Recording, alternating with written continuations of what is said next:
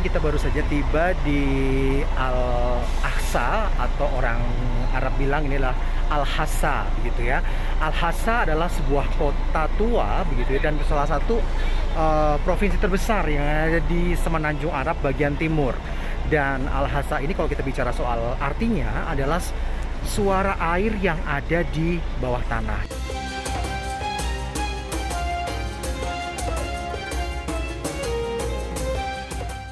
Inilah Al-Aqsa, sebuah kota di Semenanjung Timur Arab Saudi. Kota ini sangat istimewa karena dikenal sebagai kota oasis terbesar di dunia dan mempunyai beberapa lokasi wisata yang menarik. Tempat pertama yang saya kunjungi adalah Ibrahim Castle.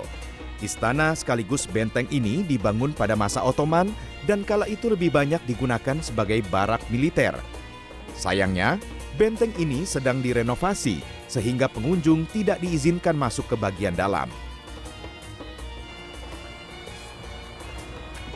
Tak berlama-lama, saya pun melanjutkan perjalanan berkeliling Al-Aqsa. Pemberhentian saya selanjutnya adalah sebuah toko roti yang sudah ada sejak puluhan tahun lalu.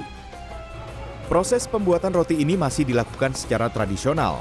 Tungku yang sudah berusia puluhan tahun itu menggunakan kayu pohon kurma sebagai pemanasnya. Adonan roti yang sudah jadi ditempelkan dalam tungku hingga matang. Toko roti tertua yang ada di Al-Aqsa. Rasanya memang enak, karena ini memang masih panas, masih hangat. Enak banget. Satu lagi tempat yang harus didatangi saat berada di Semenanjung Timur Arab ini adalah Bukit Al-Qora. Bukit yang termasuk kawasan warisan dunia UNESCO ini dapat ditempuh sekitar 30 menit dari pusat kota Al-Aqsa. Memasuki wilayah gua, kita langsung disambut jajaran gundukan tanah dan bebatuan yang berbentuk unik.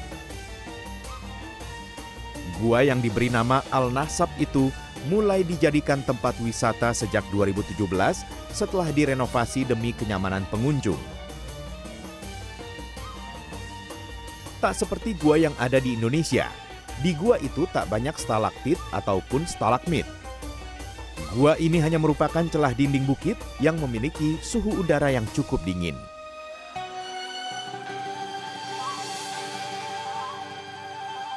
Ya, jadi di dalam gua ini terasa lebih dingin jika dibandingkan kita berada di luar, karena memang aliran udaranya cukup baik dan cukup terlindung dari panas yang ada di luar.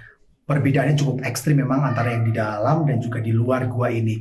Dan kalau kita lihat memang ada beberapa cekungan-cekungan di dalam yang biasa digunakan oleh warga zaman dulu untuk mereka naik dan tidur di atas agar mereka terlindung dari binatang-binatang buas semacam serangga dan juga mungkin ular yang bisa jadi atau mungkin musuh-musuh yang akan datang menyerang ke gua ini.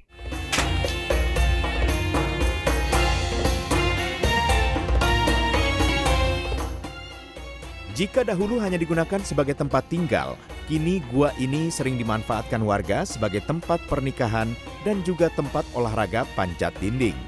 Sayangnya saat berkunjung, saya tak menemukan kedua aktivitas tersebut. Jadi jika berkesempatan datang ke wilayah Timur Arab Saudi, tidak ada salahnya menengok keindahan Al-Aqsa, oasis terbesar di dunia. Alfian Raharjo, Andriawan Saputra, Al-Aqsa, Arab Saudi.